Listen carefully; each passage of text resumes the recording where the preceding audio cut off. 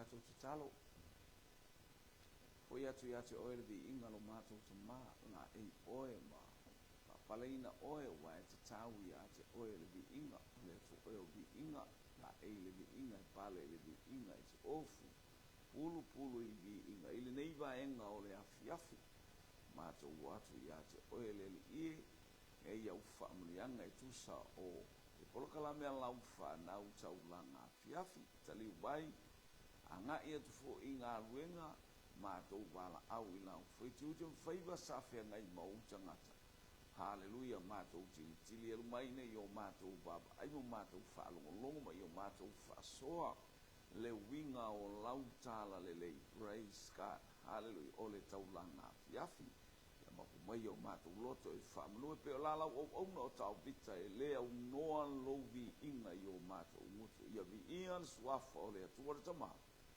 le atua le alo ma le atua le agaga paia tasi mai ai lenei afiafi ona o Iesu amene ma amene ma amene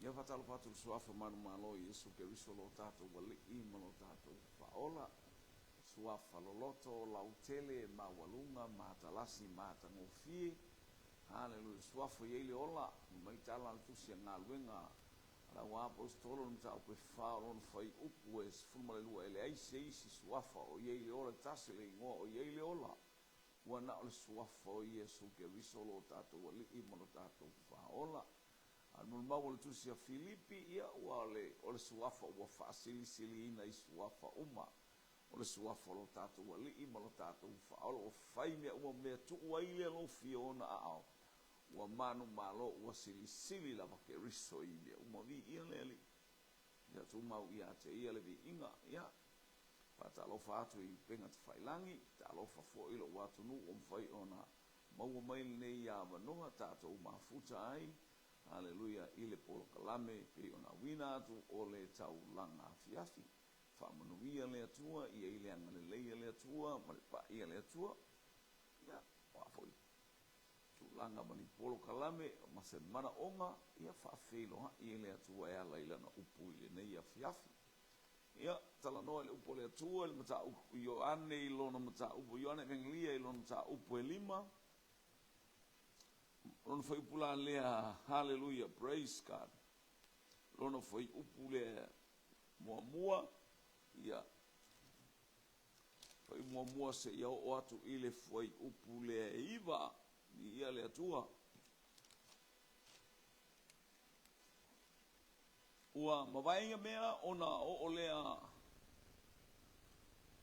oʻolea i le tausamiga o iutaia ua maliu ai Iesu i Ierusalema o Ierusalema le taʻelega latalata i le faitotoʻa o mamoe o Petesa lona igoa i le upu e Peru e 5 ona faapaologa sa taoto ai tagata e toʻatele o e mamaʻi o e tauaso o e pipili ma e mamaʻi tino vale o loo faatalitali ai le gaepu o le vai aua aoo i ona aso ua alu fuʻifo ai le agelu i le taʻelega ma faagaepu le vai i le o lē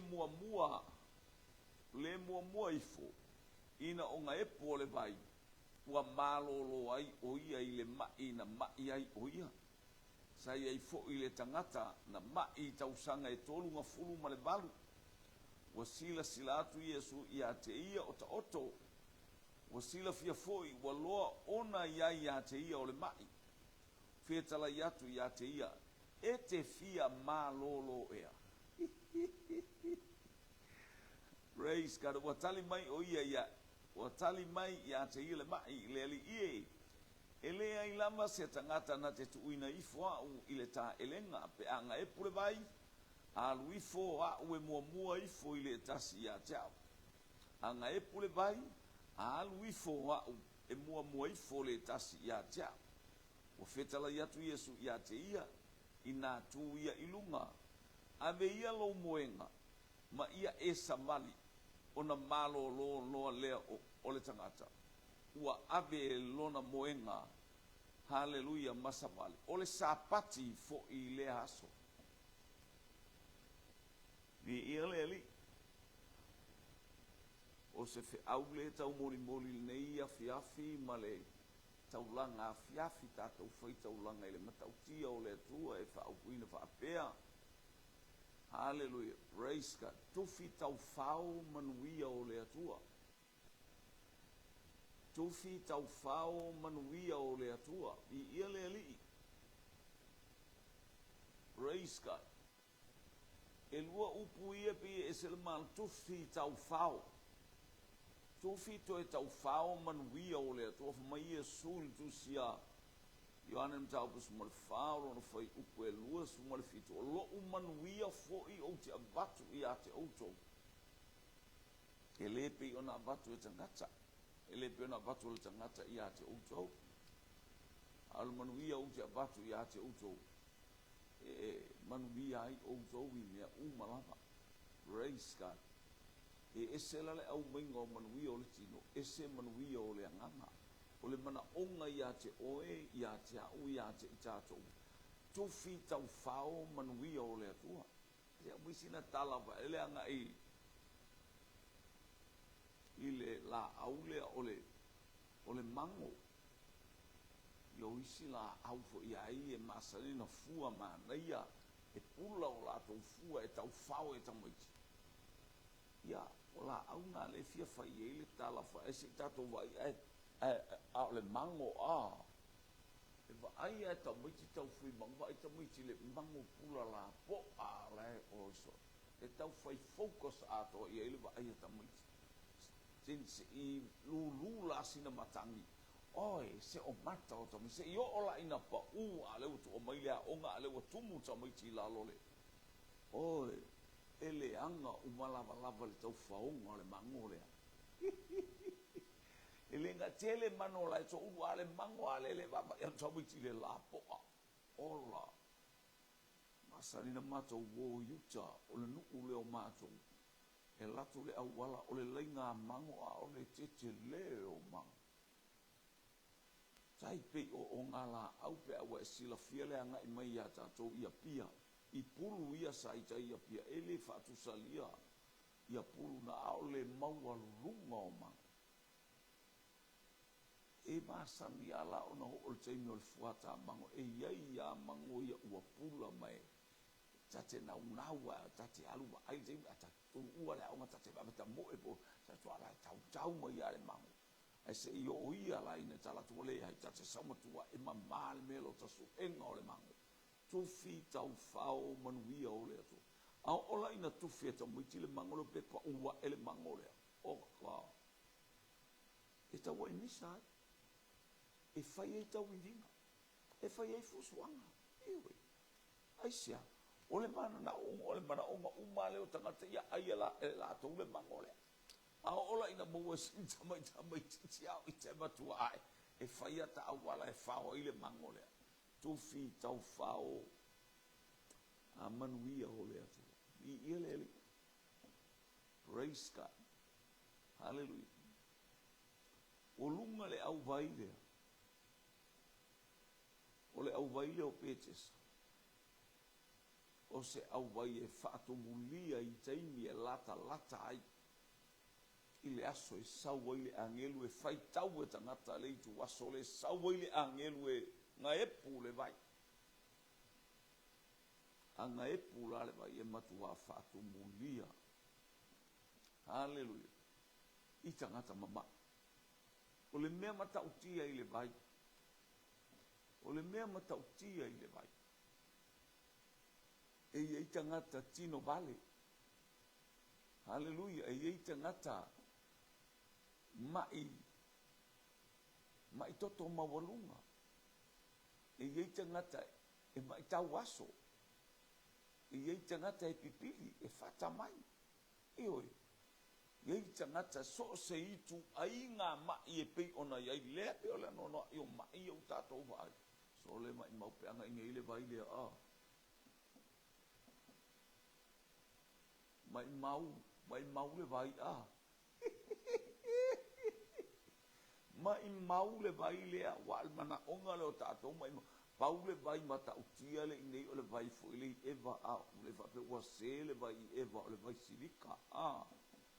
le si vai o le vai o le tama pe o vai e tau ta ua o vai o le tama i o i ti avea i a mai le malero no i o vai e mata e o i ai tangata haleluia e ta e ele ai i ia le isi vai mata utia i savai haleluia ia o le vai le tu tonu ai la lo le maafa manatu le maafa manatu o le tau nuu mai o le lotu i Samoa ai ke i loa la oe tua lea o ngā vai na ale vai la lea e ta e ele i fo mai ta e ele i pango ta e ele i leo ta e ele le to tele o i se au watu o faia ina tu lunga fa sale anga e tuli ale vai le sai pipi le vai an o le vai ana e tafe mai la e stufa e pe mai fresa o lalo e sauila i lalo le vai e tafe mai le vai o ka le malu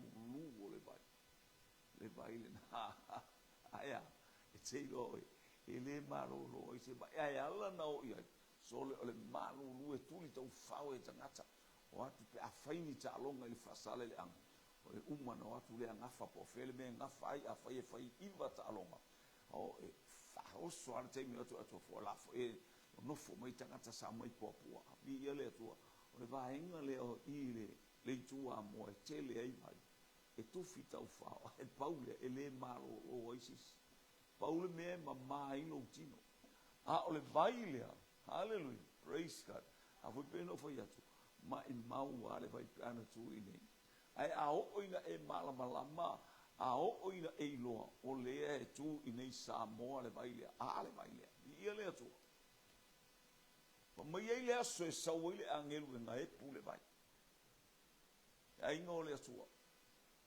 o le baile o le upu le atua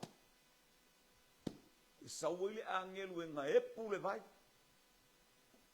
hello o le tangata e mua whātua lona loto, matali tonu lona loto, i a fionga, feta lai mai ele atua, la le tautala mai ele whaifi au, o i fo i se ua whasoa mai ele aso, la le talatala noa mai ei manga e pu le vai, o lona winga o whanga i oi le vai ele anganga pa ia, haleluia, a o ina tali tonu lo loto, haleluia, e te ai whaamanuianga le atua whaaleanga. E manuia e malo lolo wita, e malo lolo ai e malo lolo famisa, e malo lolo le ono sa le teleotaini, e te malo lolo, ya e ta ele le vaile. Hallelujah.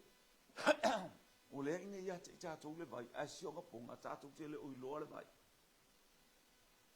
Ele o tatala ina la tātou ai tātou te iloa ai, haleluia, whaamanu ia ngole vai. Na whewa i a Iesu malona auso.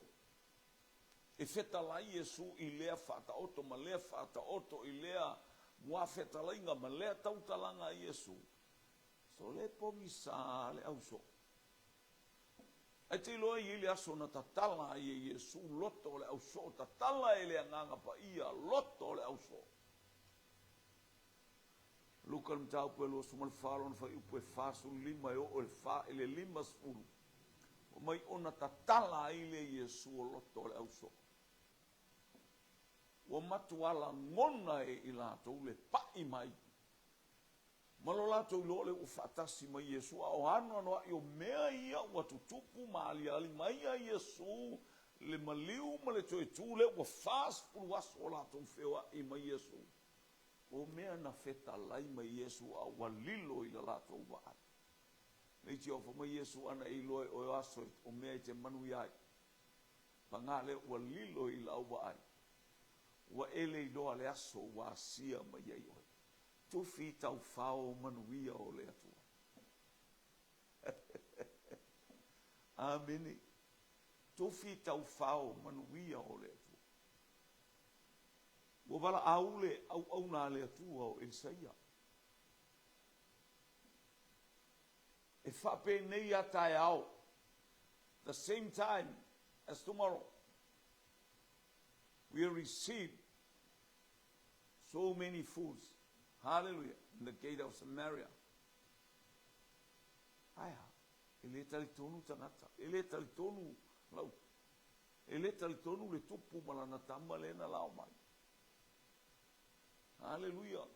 Le taimi o whamanuianga, le taimi o wasasaa mai e le atua. Haleluia, na whamanuianga i le nuu. Haleluia, le talitonu, ma le nuu whaaloto lua. Ai a oi. Ai a pēpeno whai atu, o le atate uale, o le atate iei le vai.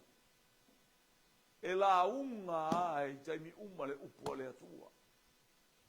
Pei fo o nei po kalame o lo anga ilunga upenga ta whailangi ta e ao a uli a fiafi so se taimi. I le taimi le leo te wha o ngā atua. A o nisi o au auna le atua sau le maluta e ao sau fo i le manai o le manapa o ngā luenga anga i mai. I le maaola le hano ano ai a le utato ubaba ai. A i le si o le halingo tato upoka. RCTV a le anga i mai tato ubaba ai le worship center. Tato wa ile ano ai au wala e tafe mai ai le vai. Tu fitau fao manuia o le atu. O ala ngā manuia o lo o anga i mai mo oe mo le uso mo le tua fini. Ale mana o ngā. O tato fao ngā tatau. O ame so taimi e te whaalongolongo ai.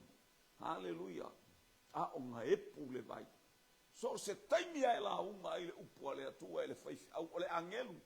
A o le tusi na ave i e kalesia e fitu ma angelu e kalesia. Ai sau le whamatalaina. Hallelujah. O angelu o le ata o whaifi au.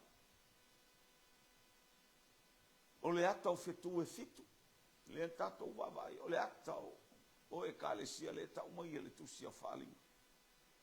Le e tusi ai. A o leo tato ilo ima whaamala mai so le angelu ali o le tangata e vele upu le atu. Hallelujah. O le ave le sambali le atu e ave male mana e ave male mamalu a whaia e whaale tonu oe. E whaale tonu oe. A o le upu le atua. Le anga e le o oe momolia i loto tangata e le o au e momolia i le loto le tinale le tamale na le uso le tua fini. O le fe au le moli a le nganga paia. E whaonga i tātou equipped ourselves by the Holy Spirit. E whaonga i tātou e le nganga paia. Aia, a o le nganga paia e whaile whaiva. O le anga i atu, ma le anga i atu, le anga i info. So o seitu. Nga epu le loto le tangata. Nga epu le loto le whaifi au le nā. Le uso le toa fine. Ina i au tātou whalonga, ina i au tātou tā e ele. Hallelujah i manuia o le atua. A whasoa nei le upo le atua, e me se afo nei fwoi tau tātou te iai. E whasoa mai, whelanu lanu wa i whaamanu ia ngā le atua. E le mawhaina whaapeane le tangata o la unga lea. E le whaapeane le tangata o una mua la unga i le la unga. O le la unga le no la unga i. E le se la unga stangata. Na o le la unga le nganga pa ia le whaonga iau. Whaongai oe, whaongai taua. Hallelujah. Ai tango le nganga pa ia. Hallelujah. E whaila na ngā ruenga. Hallelujah. Le tapa o le loto lea. Whaongai oi le loto lea. E tuu le langona. E tuu le tangata lea lona taimi. Ma lona i tu waso e li liwai. O le o whalongo o le vai le sole. Peata itana o sai pipia li e maua i le vai. Ale utata. Peata itali ina o le. Na o e vale na se ia i le vai. A le atati le vai. O le a se vai i a tatou. A le tatou te ia. A e tatou te le o whaalongo le le. Tatou te le o au mai a le vai. Hallelujah. E matau tia. O le ese. O le ese o mai. Masa no walu le e whalmai. E mai o le upua le o te launga iau. Ese mai umana e tātitia i o. E o i whaalongona o tausi mai whaalongona. Hallelujah, o mai o tangata ese. Ai tasi hale vai le o mai tai au le ma le tai au. Fatu mai. Ese tau mai. Ai fia no foi petesa o le vai lea. O petesa lea. O le afionga mamana le atua. E ala i fofonga o keriso ua feta lai mai. Ni ia tofi tau whao manuia o le atua. Tofi tau whao manuia o le atua. Mali e la. ia le li talo fai sta malo le fa ta malo mai le nu ule la ngai tele ai tele ia tangata mai fa pe le nu ule ia riko fa longo ta malo le ta malo sa vali ane fa longo tani Yesu ta malo ai le lo le tau waso po fele mele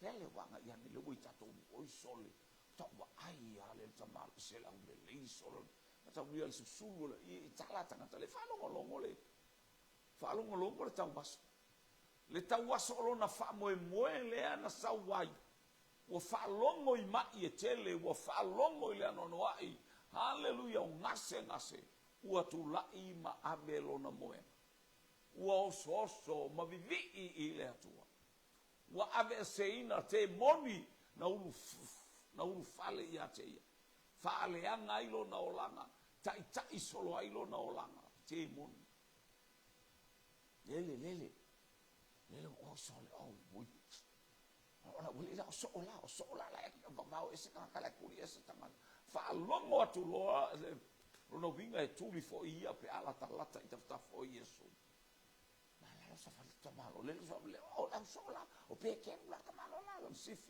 sifi la e al so o si olia ya la uli o ma ya le pe la mingor tama fusu fo ya le a pe la mingor tama fusu le tato ba e tau vao e stanga ta la fia pa i mai tanga ta ile tama fusu fia pa i mai ato so paka fia pai mai a te tua fia pai mai a o petai ia se le vao i koa o ia tu fitau fao manuia o le tua wale no fo loa o ile tai no le tamaloa wal wane ilunga ilo na loto o lo tai le Yesu le alo tabita alofa mai ia te au le tangata na sala. Kapungi no kose koro. Yesu aua. La le mete mana au ba atu li liu mo Yesu aisia. Ele ngata i tangata e to tele malolosi o tau fetuleva le tau tilionga ta malolea e pa ngofo kuanga me. Yesu le alofa mai. Alofa mai a te au le tangata na sala.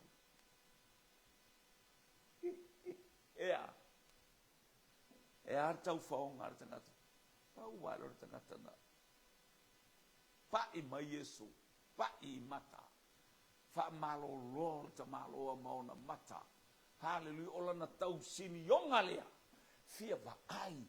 O ta mata. Ola fia popula o unei mata.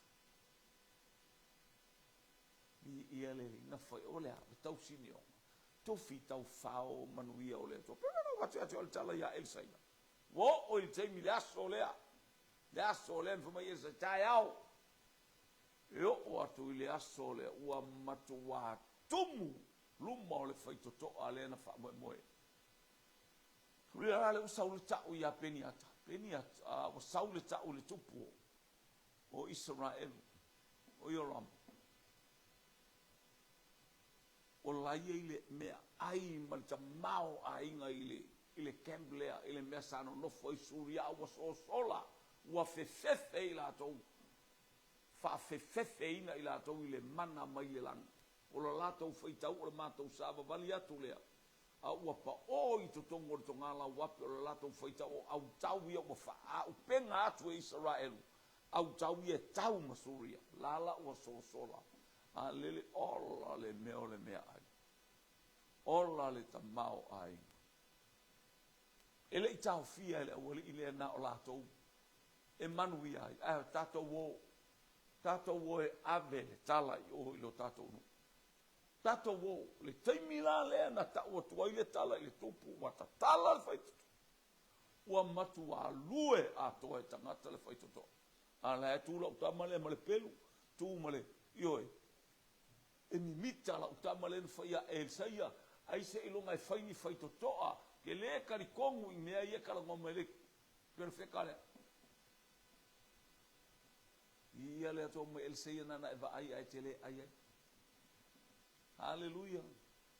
Tufi tau fao manuia o le atua. Praise God. Mo o ina na whaelo mo watu le tuli a tangata o lea, na soli a tangata le ulu o la utama le aisa. Nga lewa tufi tau wha ale fia wha ai mai asa ngā kūmare kao, mana na pelu, mana na tarita, e leo ai le tupu ea, na koso i lalo e tangata ako e se mare whala me lame le awala aise a, la e tufi tau whao manuia o le atua, wa o mai manuia, a le kukuba, o le talana o le winga na harta, na soli e tangata. Na matua male pelepe maforofola le ulu o la utama le ilalo, ioe, wa liu palapala o na whaua, wa liu le fuefu ile palapala o le awala, wa soli e tangata o whaima mea tua tangata le ulu, ai se alango le ulu le talitonu le whatua tua. Tufi tau whao, o le teimi o manuia o le atua, whalongo le fine puna toto. O Yesu la so same as Patimayo. Pe ia tale te malo ye rikorea. Lale sau Yesu. E sau elbe falo te malo ingo ia hiro. O le tai au.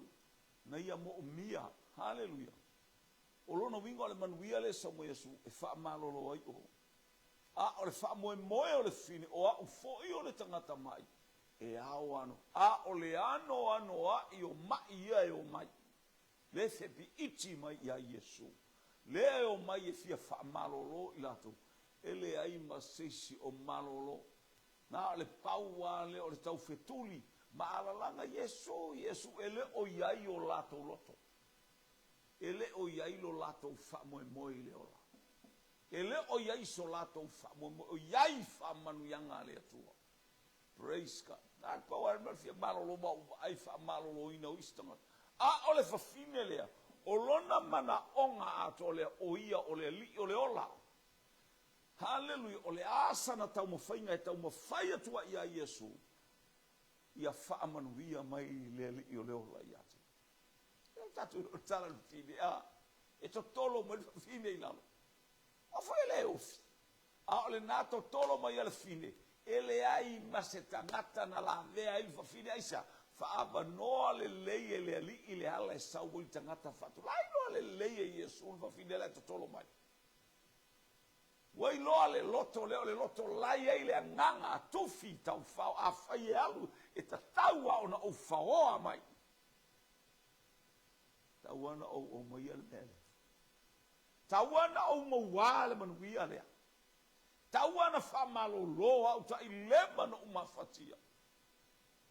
E uina i loa mafatia i lana totolo atu ma le mamao le mela ia Yesu e na alu malo na loto atua. Ole tau faonga, ole manuia, ole faa malo longa ina ia lafo mai, ia palasi mai, ia tapa ia, i faa manuianga, ole faa malo longa, ole tali tonu, ma le faa totua ia Yesu. Kiri paina le kokolo, ole mamai, pefa male malea le fio mala. Ai le tai ila le fafine i vai o tangata ia ta soa ele manapa so finala to tolo ma ina wa pai o le fatu tua wa pai lo fafine ile apu wa pai le fafine ile mango pula ole fa malo longa o suafa o Yesu Keriso pai o le fatu tua fieni pai o e pai. Fia ni pai o e pai atua, e whalpui, e pai le me whapea o e manu iai, ai pai atu loa te ai maloutu alua. E pai atu ile me e sala ile nu. Aia, le anga ele o si ai se pai ele whatu atua. Na alo pai ia vi ia hai oe, na alo pai e whaua ile vi inga o le atua, na ole pai le te pai ai, iai loa o e tangata umpa whaane, ne e tangata o kamai ke kilo mako sole. Le walaku le au le sole. Oka, pe ma aia, stamo David tua a, skamo Joseph Baka, Malolo lan tala mua lea. E tau o mai le mai se tala noa, te toa, raka maha, ataka. Fo ili vi inga ili atua, oka wa pa ili atua, ele ngata na alu malo na loto, fa manuia mai ili atua, wa manuia aya, wa fo ie fa fo ili vi inga ili atua. Pai, wa pai manuia o le atua. Vi ile, fa fo ili atua, le vi inga. Mana ista maiti mo ta'afo Michael Chong le ia sialo fa na Samoa lau milo ai Samoa le lalo langi ato ai misi New Zealand yo lai abel tala fa solopito ala tabaiti ti fa na watu lau fanua o Samoa lana tau fanga o manuia o le atua tata langa le meta o le ipo le lalo langi. Haleluia, lea na manu maloa i New Zealand. O le whaamatalanga ma le tala whaasolopito o le ulua iskoa. Haleluia, o ta longa ia. Lea tato wa i le ipo le lalangi whata usanga whai whata. O le ulua i aua na manu malo i le ipo le lalangi o New Zealand. O le ulua isikoa lama. Tafa o le pou. O Michael Chong. Ai ao o i le asusa. Ele ta alo ai Michael Chong. Pe ta longa whapitoa. Po le antele o le tu pe ta umai e maua le tamata alo. Ele fia pai ai le natu pe. Ele fia pai ai manuia na aya. Fia pai ai amele bi inga o le atua. Tofi tau whao manuia o le atua. Manuia o lo sa ili ai le lalangi le atafa ma le tu. Hallelujah i wha manuianga le atua. Praise God. Lale. Lale wa sabali bel fafine. Lale wa sabali bel fafine. Hallelujah. Afafine. Tulai mai. O ailena. Ina aile tau nule fine ia Yesu.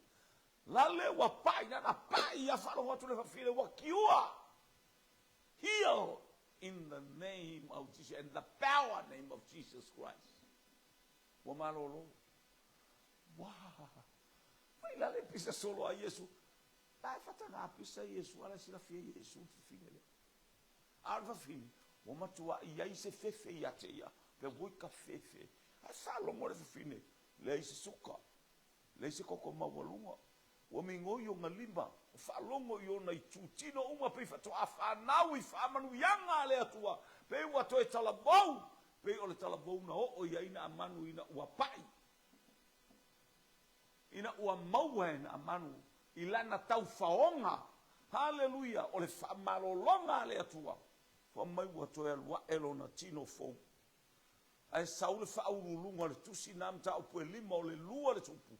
Ma ta upu lima. O manuia. Haleluia. O le atua na o ia suria ona manu. Le pela.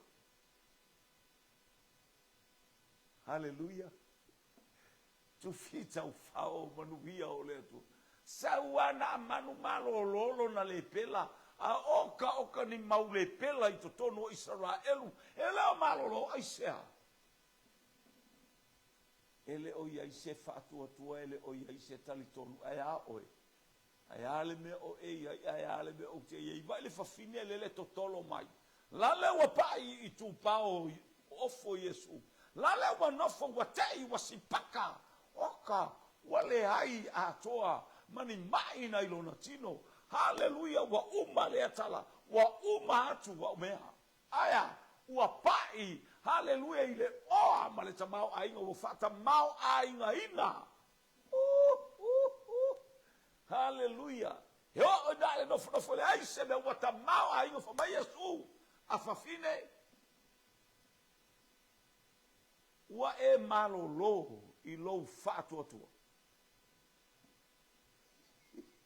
Ke ia ufai mawhingo Yesua.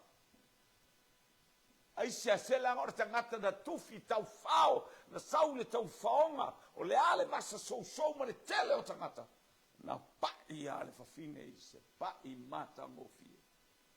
Pai o le auro mata mao ainga. Hallelujah. Ai na pai mai. Don't touch me. na pai mai. Ola tala noa Yesu ai man kurioso. Peter was sai. Ai na saka nga pai i koi. Ai na saka pai ai. Ai na pai. Ia ale pai o ka. O ka nga ka uma ia fia ko fia pai. Si o nga ponga le lo ale ala pai ai. Ele o mala malama ila na pai. Ia tātou na mtali au Yesu ai palawan. Pe au i tātou e talia Yesu oka ni upu e te tau tala i wha mawalunga. Talia Yesu ma vivi na o mai au. O ina na pau ana ngai e kona kwamana. O ina na pai kawale. Ta vale ai po e se me fa po o e se tulanga lima fa ai lo ele fa ata yo ngala malu lula kwa ba. Ai pe pai me se kanga kai ma wa ku e o ngalo filima. O so ka ka pai ma ko ofia. Al ta o menina vivi.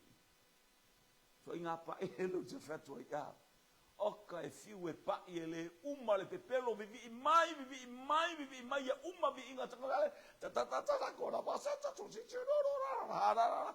Ele uma le pepelo. Ele uma le mimita. Ele uma le falia lia vale. Tu fita u fao manuia o le tu. We are in a time of blessing from above. Tatou te mo mia fa manuianga mai le lang. Ina i o tatou manuia ai ma i o tatou i ai fa manuianga le tu. Wai loa e niko temo. Mea ua whaia i Yesu. Praise God. Wa tala noa le lato pito nuu e le ngata leo le lato au fono le au satu kaio ma le au farasaio le ye ole. E maka uki ali. Ole asto wai. Ole makua. Le loa ko inga karo ke wha makala inga ia. Ole. Talu no uwa ai o tatou mafuta ma tatou wa ai o staulanga whainga ba wha malolo ia wha asore e se mea matautia. E le ngata ina pai le tangata malolo sau ma le anganga le oi le kakale kakwalo o le anganga le o la kamale o kamale o makeo suafa o le atu alu ese fa tonu ai Yesu anga leanga alu ese e fa alongo mea uma le si fofonga kisa anga leanga fa sa fa longo le batangi tingale wuf o le alme o tupu le bafu matangi file mu ai le matangi le ale sou o le vasa o ngalu fati uma malu ile suafa manu malo le atua ile lang e malo mea praise God e fa longo savili e fa longo le matangi o ngalu fati uma e lo wifo mamalu pe ata utala ne nofo ini ko temo sole. Wale kasi ele lua a ua so'o a toa kanileia a toa iuteia ua alu le tala o tangata mai lea tafa i le tuo Europa i lea tuo Asia, Afrika wa ngai mai o hila to wea ngai mai Asia. Ele ai se tasi o to vale se mamao le besa wailo na pase se e fo i malevi inga o lea tuo. Mafau to malo.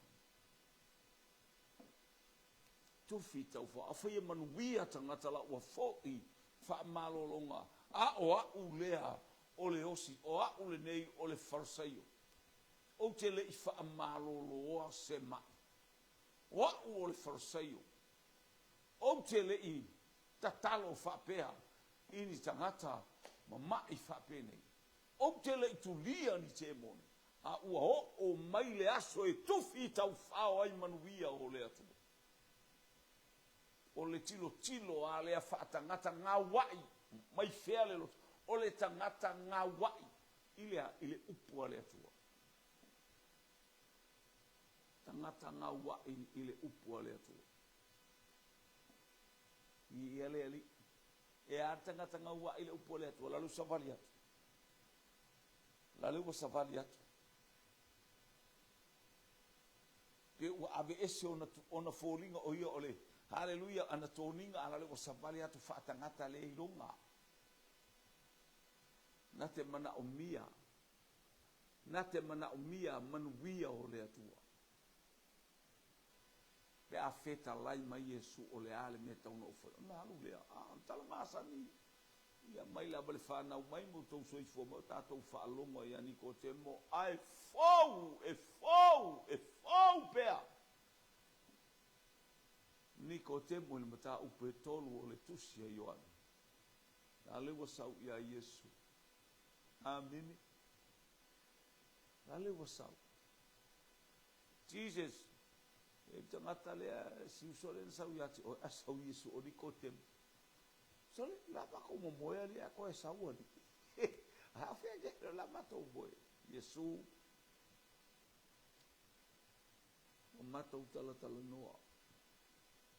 Wa mato wiloa o puia elena o ia le teilo ai elena o ia na tala noa le tala le fafine haleluia mai Jericho na tala noa ispaie to lua na watu le fale haleluia o Raaba fa mai Raaba ina wa mato fa longo ia me la tala noa la tala noa la share le tala ai le o matuam ele o matuali ua tangata e pe ole li ua Raaba. Hallelujah. Praise God. Leo foi mai tala le. Ya leo foi mai tala yani. Sole. O sau. Ele ua mato tala noa, ua mato wiloa.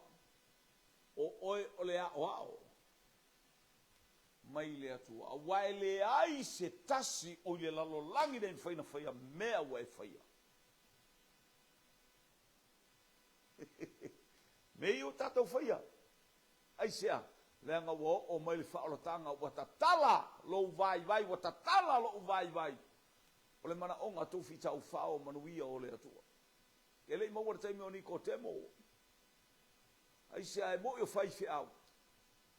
Le mea o tangata whailotu. E pē le whatotua, e le ola le whatotua. Na o le ola i le iloa mai o i lato o lato tangata o a mea le tō la fona. Le ale meu te maua, te whai e o maua le ola i whabau. To e whanau. To e whanau. Le manai o le sauha. Ani ko temo. Wana o ia le watala. Tala i le upu e keriso. Aise a langa na sau e tufi. Mana mo mia na te whaoa mai se mea o mia ia tupu maola i to tonu ia te. Ina ia mawhaifo i ona ia manama tua i so setas. Pe a whai na te iloa ma malama i le mea e au mai ai manuia ia. Ameni. Tufi tau whao manuia o le atua. Na le ua whai a Yesu, toi whanau le tangata. Hallelujah. Tele lopo o maua Peteru le whamonianga. Wahe le i fesili ai Peteru nāt pau. A whai la whato le luka i lona mata upu e luas ufa. Whai upe whalima, whaono, whafitu, whabalu, whaiwa. Le whamai a Yesu. Ta tala Yesu loto le au sofa. Mai le whaatali nei. Tofi tau whao manuia o le atua i le a aile nei. Aua ne i o i se si ai. Remain in Jerusalem. No no fo Jerusalem ma. Se i maua e au tau le mana. Tofi tau whao manuia o le atua. O ista ngata. Hallelujah. Ia lea na maua le awalia. No no fo ai esia. Langa le mana onga le ia tofi tau whao. Ai vaila le mawanga le awalia. Maua whaakasi ai paulele ilua kangakala unga na o Peteru ar tangata langa o ia na tu ia ile ki. Whamaunia ele awali i uma nei ma apostolo uma ma le auso. I ista taitai of the early jet. O ia o le taitai. Hallelujah o le uruai e kalisia le atua ina ua boring. Ina ua sasaa. Hallelujah. Ma au mai le whaunga le nganga pa ia i le tufi tau whao. Mai na maua uma le au wae ngai ia le whamanu yanga le nganga pa e tau tala inga ngana ese tau tala inga ngana anu usai ai. Ai le ai se sina la unga na le paua le o tangata na la unga na Peteru. Haleluia. O tala noa Peteru ai sea. O lana tau faonga lea e sa oa o oe o le papa. O te ati ae la o e kale sia I lunga o le papa. Li ia le ali. Li ia le atua. Ia tu maui le atua le vi inga le wha manu ma le wha netang. Tofi tau whao manuia o le atua. Me fatu il fine puna toto. Alu ma le oli oli, alu ma le fia fia. Tai tele tangata e mai utu vai lunga le vai. Haleluia. Le vai o Iakopo I sukara. Aya. Na le wata mo e atu le fafine. Na fai ia Yesu. Alwe fai lautane sauna. Watu aile o le vai le atate. Alwe fai lautane. Vai! Ye! Kakolo me va penga. Ura kakolo me penga. Le sa kange. La ke ya waso. O ke singo. La me ke kai. La me ke ura ka. Wa fa penata. Ura ka. Tiro nga sala ka makaru. Awa ve au fa makalanga nga ile ole. Yo. Awa ve au kalanga I fika loma ye. Sa oi. Alongo le toi sa oi. Elima tane sayate oi. Elima tane sayate oi. A ole tane le te lua nofo ni e ongo ai. Ole mea fale alisi a inga. Na le tangi asi fafine ala te lua tolo solo fe kolo fai solo. Fe moulu solo. Akpe amo loa o lua mo lio le a inga ole su ea. Ai lua kau fe kuri solo ma. Ma le ko lua sking. Te e. Haleluia. Ese fo ile ata o tau whaonga ane wapinea. Ke ilo. Ele koe whaise upu. Just arise. Run. Yuteia. Samaria. O mai. Ke loko koka. Au mea ni lilo. Mea lilo. Ola na leanga. Kau mai ene kangakal. Salako loko ko olua. Sau kao suli. Sau kao ka whalungu pui. Kao.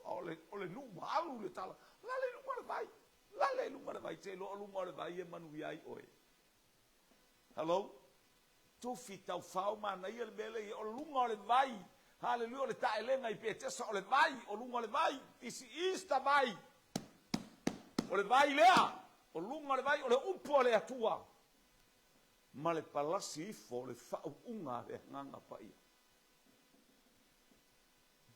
E ia I le upu o le atua. O le vai o le nganga pa ia o le vai. Lunga o le vai. Lele wa wha manuia ai. Mana o mia lo ia ile upo le atua ma le tala ele anganga pa ia ile apito ma le aitu. O lunga le vaina no le au nga apero amo efta ui ma le teine le o Rebecca. Te whainu oe o whainua fo ia u kamena. Lango sa wa wharongo fai mai le anganga ia cha o wharongo ape fai me se seke. O kamalo. Au wa ai mai le tele o. Eu tele popole ia. Au sa we whainu oe. Le usau fo na e tatalo. Ele ilo Rebecca la me fe kamaro la tatalo. La kua Rebecca fa e la. Non fai ngofie na mala o tamalo tamaseko. O le suria, o le patanarama, o le au na apero amona abatu I. Le au ade fai mona suli. Ai fa mai le tu ele ai o lo suli na. O lo suli e fa na mai le manava o. O sara suli mo oi. Na, lea. Mala mai la tamalo itala uma samba seko batanga tapata na lama ele ngumia kaukala e mala le ia o lunga le vai na mafuta le ata o le tangata e mafuta I lunga le aso mana onga sau I lunga le vai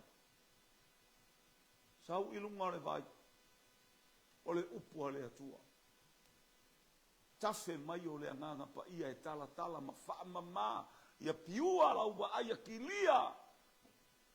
And you are ready to arise and shine. Lunga o le vai. Ya le sabali malita malo. Lale sa vali mai ia Rasela mamanu ale utau nu Iakopo i lunga le vai. O lunga fo i o le vai. Na feiloa iai. Iakopo ma Rasela. E ala ina tupu le loto mana o Iakopo ia Rasela. To aba aya le lona o langa i se leo mamo e teine. A ole ainga tonu ale o ia. E uina se fulu fitu tausanga na au ngai. A se fulu fa tausanga na au ngai. Piece of cake. Aya. E ole mea fua pe ala au ngai le aso. Aisha, e oli tupu alo na oli ba aya tu ya Rasela i mea uma ba ai le mea. Sabale atu Rasela o mea fai Rasela. Tilu pe alo ta alo ole asi e. Tausi mamoe. Ai sawela tu Rasela ma se vai. Ia. Hallelujah. Aya. Praise lunga le vai. Iakopo au tau pi ma le angelu o lunga le vai o le alia Iapoka. Lunga le vai na tau pi ia Iakopo ma le angelu. Lo wainga, famrianga le nganga pe pole le tabao tavita o fea le mea o iai tavita i lunga o atu maunga manofo alo ai fa tafia inu ai se vai mai le faito to o petele em.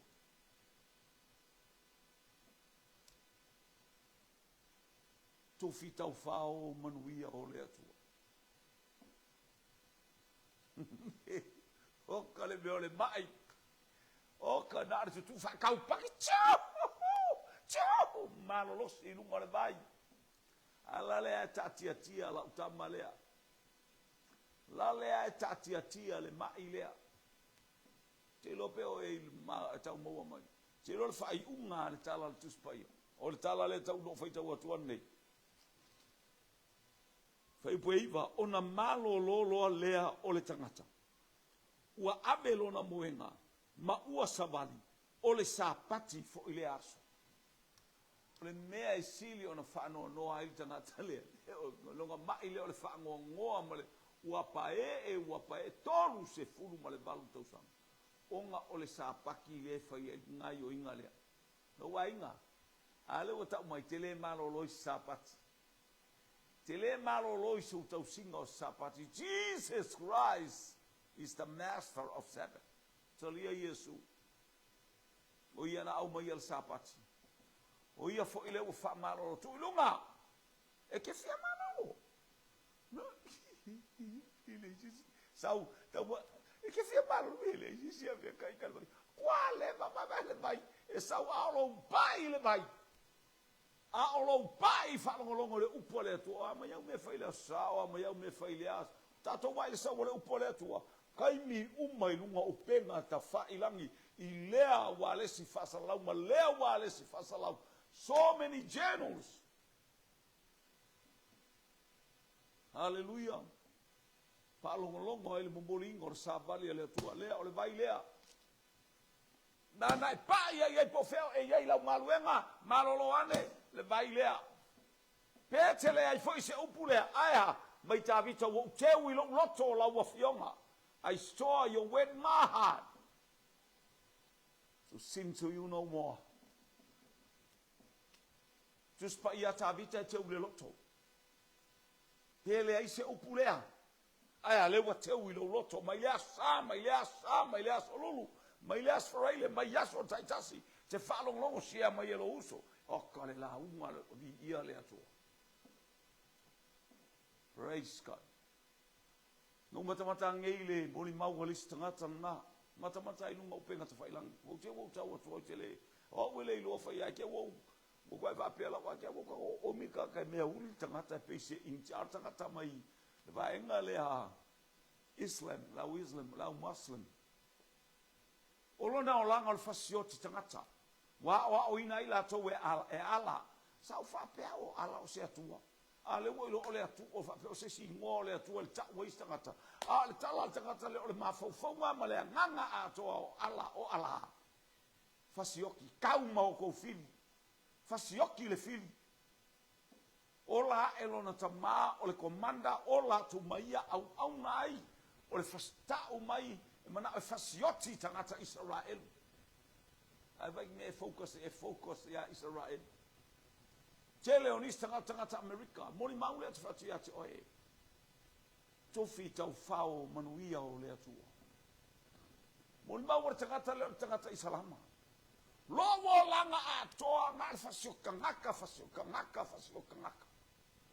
Tele alofa i se fili. Ngal fasioki le fili, kau mai lo le fili. Ina watau mai le teimi ta watoele malepe o Amerika le teimi na taia ai.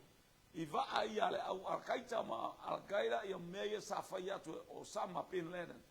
O ka e vai le pepese i kokongo la kou i tu tonu o le mele la tu te ia i lea.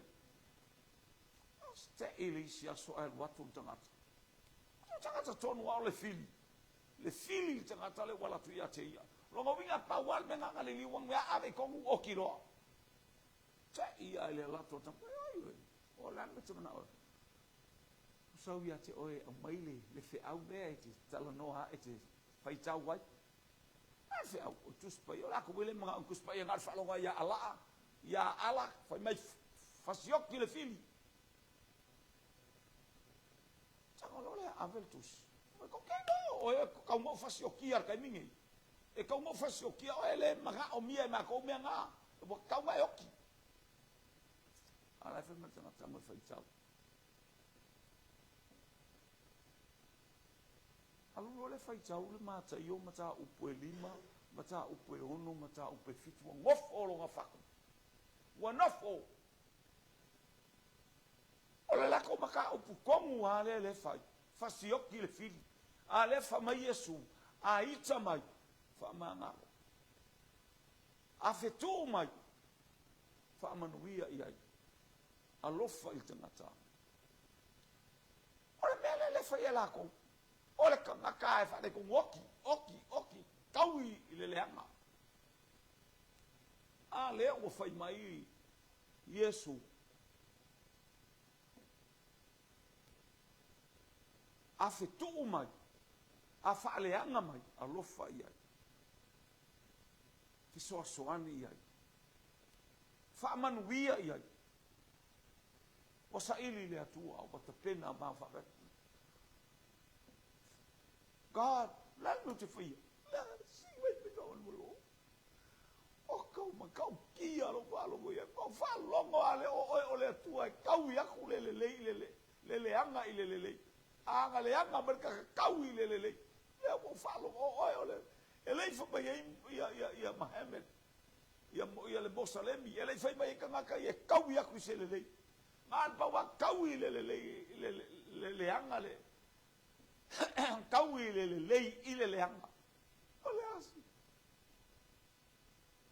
La tu le isi ana uo o le tangata fo o tu i le atua le isi ma alosi tu atu. To e whaamatala i ate ia Yesu ke risu. O pupula o na mata. Asos fulma le wha o iulai. Lua afe maletasi. Na iatalia a Yesu. O lana tufi tau whao leo mea umana ia mo mia wa ia maua ai ke riso i whaimali i ma whaola i lona longa. O se moli mau ma tau tia lona sawa sawa. O se moli mau e ma tau tia lona onga onga. O se moli mau e ma tau tia. Le manuia o anga ia tuai. Le moli mau. Mai ata vita na ofasia le urosa. Na ofasia le leona. A o le atua aise a ua i loa il tangata lea. O le atua o le alofa tunoa. Lona o langa sa ola aiva ai i lona ta maa whaapea o na ola mai ai. O ia o le tangata fasioti tangata e taui. Le lei i le leanga. Ni ia le latele lo taui se mei se le lei. Ale wa tei! Aisea, tofi tau whao manuia o le atua vai po whaatati enu. A whaio e whaalongo mo tātou whaalongo le upo le atua nei. E te fia marolo ea. Pa mai o le aso sāpati, o le whai unga nā o le pokarami. O le aso sāpati na whai ai. La e tausi ar sāpati, tu la fono.